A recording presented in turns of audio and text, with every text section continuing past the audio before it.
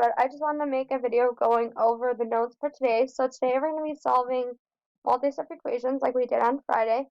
So remember, when I'm solving multi-step equations, my steps are as follows. So first I want to distribute. Okay, so my first step is distribute. And then I want to combine like terms. And then my third step is to solve. Okay, so I'm looking at number 1. Okay, my first step is I want to distribute. Well, if I'm looking at it, I don't see a set of parentheses like I do in 3. So I don't have anything to distribute. So my next step is I want to combine like terms. Well, I also don't have any like terms because this 8 and this 3x, negative 3x, don't have the same variable or the same exponent. So I can't combine those. So now I want to solve. So first, I want to undo addition and subtraction. I'm following the reverse order of operation.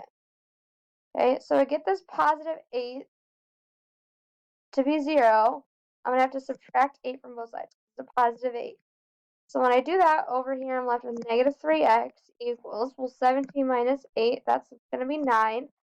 Now, negative 3 and x are being multiplied. Well, to isolate x or get alone, I have to undo this multiplication. So I'm going to do the inverse operation, which is division. And I do that, and make sure when you divide by the sign out in front as well. That gives me x equals 9 divided by 3, that's 3. And then I look, and there are different signs. So it's going to be a negative 3, because when I'm multiplying and dividing, same signs are going to be positive, different signs are going to be negative. Okay, so now let's look at number 2. So for number 2, my first step is distribute. Again, I don't have anything to distribute. So now I'm going to move on to my second step, which is to combine like terms.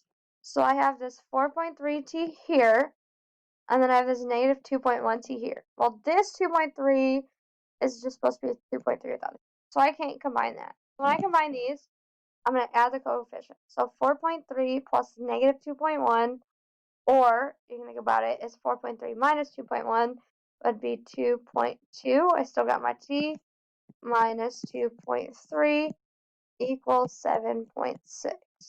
So now I'm going to solve like normal. So first, I want to undo the subtraction because I'm following the reverse order of operations. So I'm going to add 2.3 to both sides. And now I get 2.2t equals 7.6 plus 2.3 would be 6 plus 3 is 9. I'm going to bring down my decimal. 7 plus 2 is 9. So now I'm going to divide by 2.2 on both sides, and feel free to use a calculator here.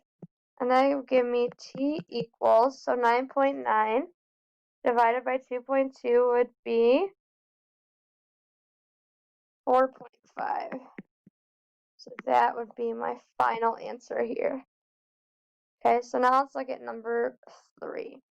So if I'm looking at 3, my first step is distribute. Oh, well, here I do have something to distribute because I have this negative 6.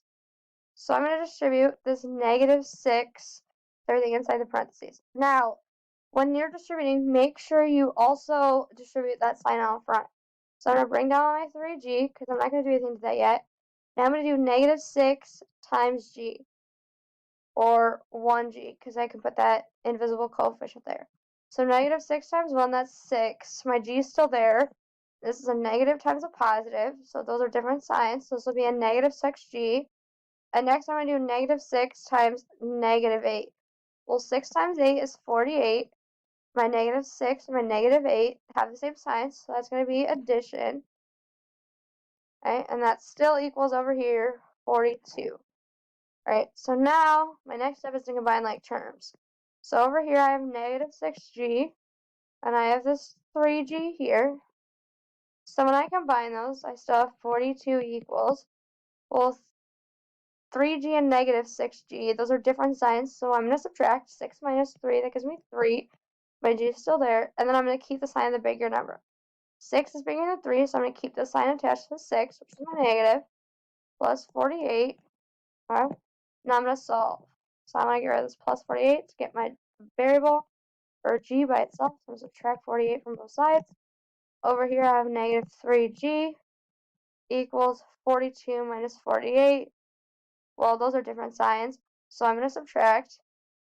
48 minus 42 is 6. And again, I'm going to keep the sign the bigger number. So that's going to be negative because 48 is bigger.